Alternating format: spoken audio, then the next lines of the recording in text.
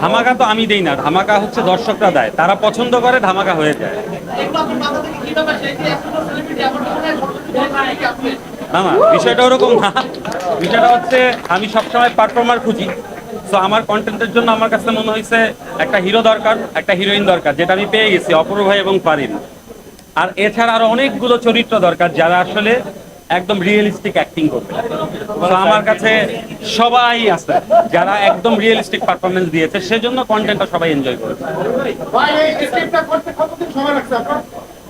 আসলে একটা স্ক্রিপ্ট করতে তো অনেকদিন সময় লাগে, বাট একটা গল্প আমার কাছে, যেহেতু আমার গল্পের স্ক্রিপ্ট ডেভেলপমেন্ট সবকিছু আমার নিজেরই করতে হয়, সো আমার কাছে ধরেন এখনো অনেক গল্প আসে যেটা হয়তো বা আমি আজকে থেকে 2 বছর পরে বানাবো।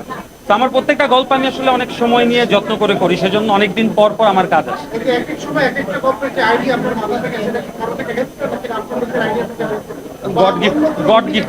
God gifted actually. হ্যাঁ হ্যাঁ, প্লিজ। কই চাষি ভাই কই?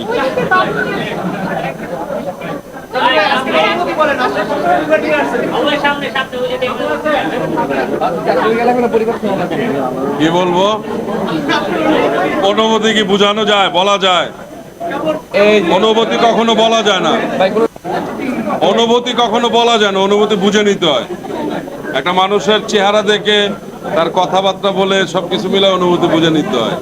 কারণ আসছে তো হাউস সুইট দেখতে, পরিবেশ পুরাটাই সুইট থাকতে হবে, ঠিক না? ব্যাপারটাই হয়ে গেছে হাউস সুইট। এই এখানে যারা আছে সবাই হাউস সুইট, ঠিক না? আর আমার একটা প্রশ্ন, এই যে এত ক্যামেরা, সবার কেমন লাগছে সেটা বলো।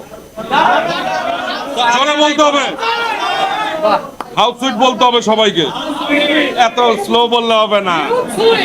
হাউস সুইট জোরে বলো। হ্যাঁ হ্যাঁ, খুব ভালো, খুব ভালো।